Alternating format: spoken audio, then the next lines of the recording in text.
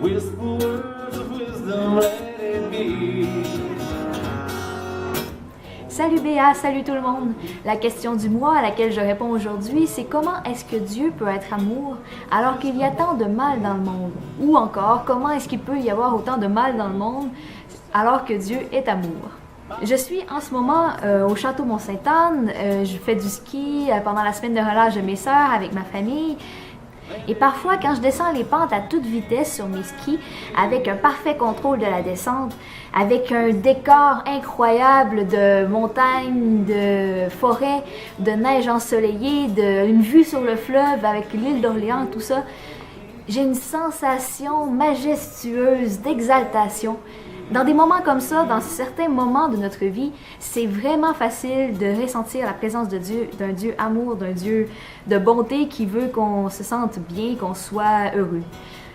Mais il y a aussi beaucoup d'autres choses dans le monde, dans nos vies, dans le monde entier. La souffrance, la pauvreté, les malheurs de toutes sortes. Comment est-ce que c'est compatible alors qu'on peut constater tout ça, tous ces malheurs horribles?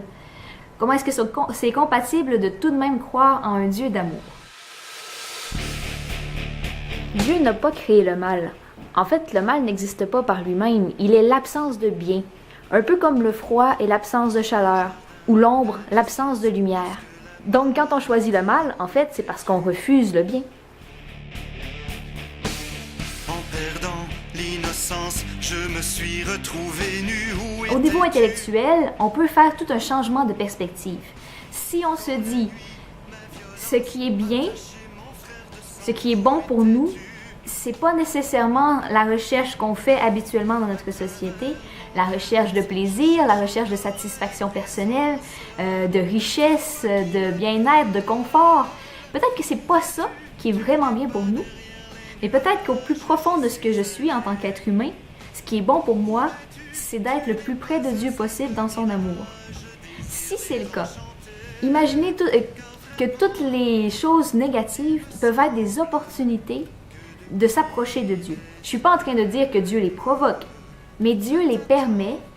Dieu, qui est toute puissance, permet que notre liberté aille jusqu'à nous faire du mal parce que c'est des opportunités pour nous de faire encore plus de bien. Et en fait, on dit que Dieu est toute puissance, il est tout puissant, il peut tout faire, mais une toute puissance d'amour. Et cet amour-là demande nécessairement à nous laisser dans une immense liberté. L'être humain est dans une immense liberté qui peut créer son propre mal. Mais devant la souffrance qu'il y a dans le monde, devant le mal qu'on voit partout, quelqu'un a dit, devant la souffrance, on ne peut que se mettre à genoux. Quand un être humain souffre, Dieu, où est-il? Dieu, t'es où, Dieu? C'est où tu te caches quand l'on arrache? C'est où tu te terres quand c'est la guerre? Dieu est là et il souffre avec lui, avec elle, avec cette personne-là.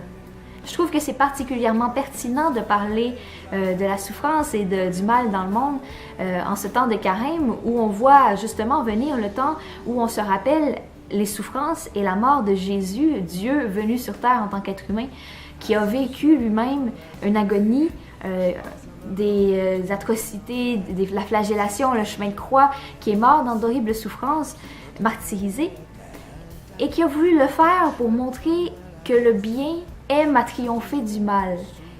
Donc on a le choix. Devant le mal, on peut se révolter contre Dieu et dire « ça ne devrait pas exister, tu devrais tout changer ça ». Ou peut-être que déjà, je peux me prendre conscience qu'il peut faire du bien dans ma vie à travers mes petites souffrances, sans attendre qu'il y ait de grandes souffrances et que je sois désespérée et que Dieu soit mon dernier recours. Toute souffrance est importante, toute souffrance est difficile. Il faut savoir accompagner ceux qui souffrent, les accueillir et s'accueillir soi-même aussi dans sa souffrance.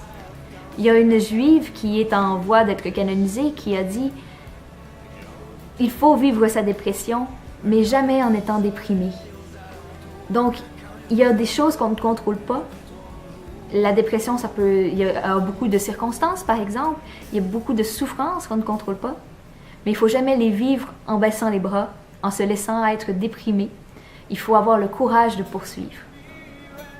J'espère que ça vous inspirera à continuer la réflexion sur le sujet et à ne pas avoir peur de croire en un Dieu totalement, pleinement et infiniment amour, même si vous constatez beaucoup de souffrance. Et surtout à ne pas avoir peur de vous tourner vers lui à travers cette souffrance qui est la vôtre, qui est celle de ceux que vous rencontrez, parce que ça vous rend beaucoup plus fort et ça vous permet que tout devienne immensément meilleur. Dans ma prochaine capsule, je répondrai à la question que tu m'as envoyée, Béa. Vous tous, n'oubliez pas que vous pouvez m'écrire à un mot pour béa@commercialgmail.com pour que je puisse avoir vos questions, connaître vos intérêts, vos interrogations et essayer, avec l'aide de l'Esprit Saint, d'y répondre du mieux pour vous donner des pistes de réflexion.